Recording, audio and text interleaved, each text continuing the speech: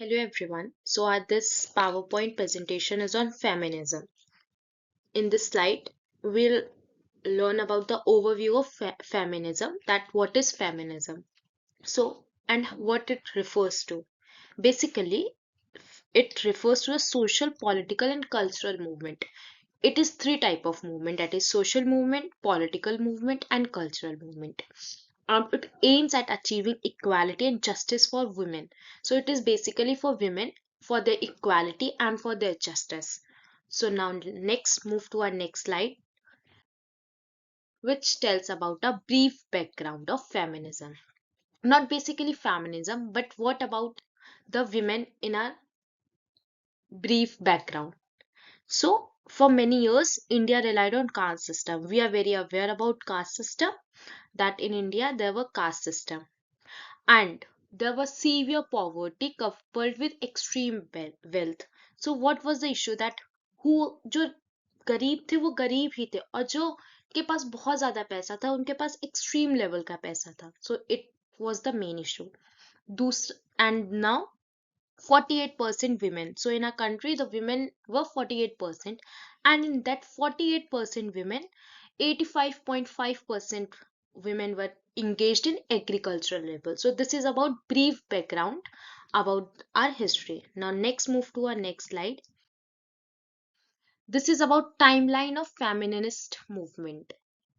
So basically the feminist movement was in four wave. First wave, second wave, third wave and fourth wave. So first wave was in late 19th century to early 20th century.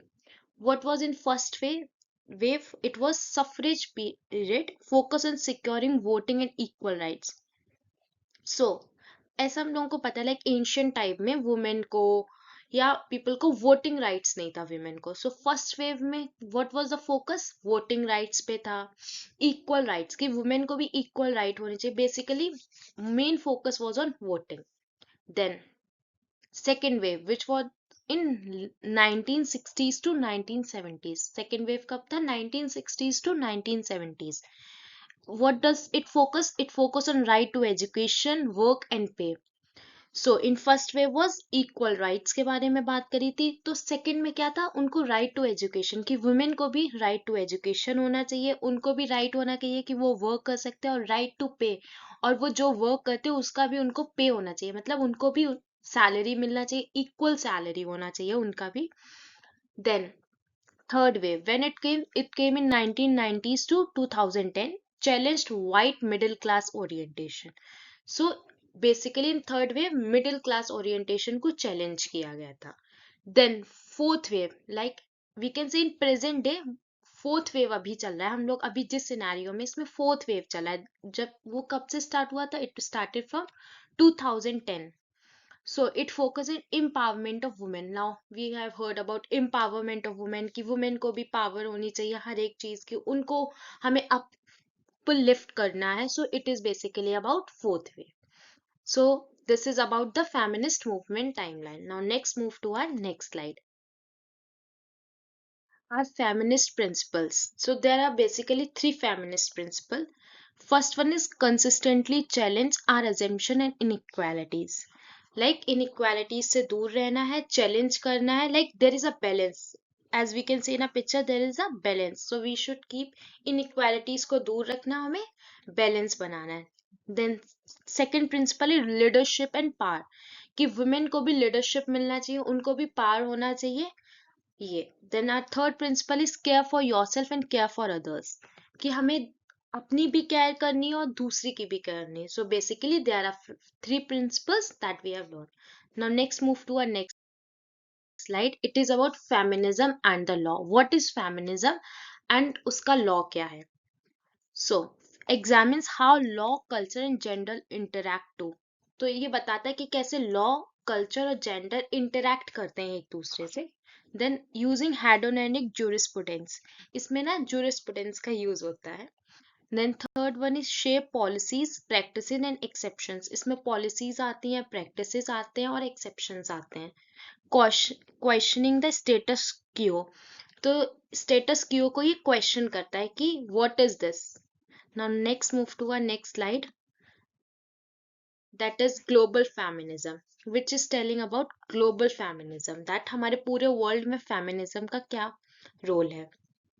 So it is closely aligned with post-colonial theory and post-colonial feminism. It is basically about colonial theory से जो भी feminism था, like colonial मतलब दूसरे लोगों का हमारे ऊपर, like हम ब्रिटिश के colonies थे, like this. Primarily concerned with forward movement of women's rights on global scale. तो global feminism क्या primarily concern करता है कि एक global scale पे women की right के बारे में बात करना. Then adopt global causes and start movements, मतलब हमें ग्लोबल कॉजेज को अडॉप्ट करना है और हम लोगों के उनके लिए मूवमेंट्स करने हैं. So this is basically about global feminism, that is on large scale. हम लोग वुमेन्स के राइट के बारे में मूवमेंट लाएं, उनके बारे में बात करें. So now next move to our next slide, which is global feminist movement. तो ग्लोबल फेमिनिज्म को लाने के लिए क्या मूवमेंट किया गया था वो हम लोग बात करें. So basically there were many movements. The important 3 movements are here. First one is equal everywhere. इसके अंदर यूएन फाउंडेशंस आए. Won't stop until girls and women are equal everywhere. इनका मेन जो लोगो था, या वी कैन से जो इनका main purpose था, वो क्या था कि हमें तब तक प्रोटेस्ट करना है या तब तक हमें उनके हक के लिए लड़ना है जब तक कि विमेन और गर्ल्स को इक्वल हर जगह ना हो जाए. Then next is UN civil society. UN and civil societies form हुई थी, जिसमें क्या हुआ था, girls and women strategy team, उनकी टीम बनाई गई थी, उनको स्ट्रेटेजी दिया गया था. देन यूएन एजेंडाज थे. Next is private sector actions, like बहुत सारे प्राइवेट एक्शंस थे, वहां पे एक्शंस लिए गए थे, like high level corporate level, gender equality in the work place, की वर्क प्लेस पे जेंडर इक्वालिटी होना चाहिए, मेल या फीमेल को डिस्क्रिमिनेट नहीं करना है. Now next move to our next slide, that is myths and conception. This is very important कि हम लोगों को एक बहुत गलत मिसकंसेप्शन है कि फेमिनिज्म क्या होता है, और एक ऐसा मिथ चलता है कि फेमिनिज्म मतलब ये है कि जो मेन है वो वुमेन से नीचे है या फिर वो उनसे ऊपर है. ऐसा कुछ नहीं है. Feminism is not this. What is feminism? Feminism ये बताता है कि मेन और वुमेन इक्वल है, उनको एक साथ रहना है. तो फेमिनिज्म ये नहीं होता है कि वुमेन्स को हमें ऊपर रखना है मेन से, या मेन को हमें वुमेन से ऊपर रखना है. फेमिनिज्म बताता है कि मेन और वुमेन दोनों को हमें इक्वली ट्रीट करना है. This is the main idea of feminism. Next move to our next slide. It is how men can be a part of feminist movement. सिर्फ women ही feminist movement की part नहीं होती हैं, men भी feminist movement के part हो सकते हैं. वो कैसे हो सकते हैं? Let's see this. Call yourself a feminist. अगर men अपने आप को एक feminist बुलाता है तो उसको क्या करना चाहिए? If you believe in gender equality and required male privilege, then you are already a feminist.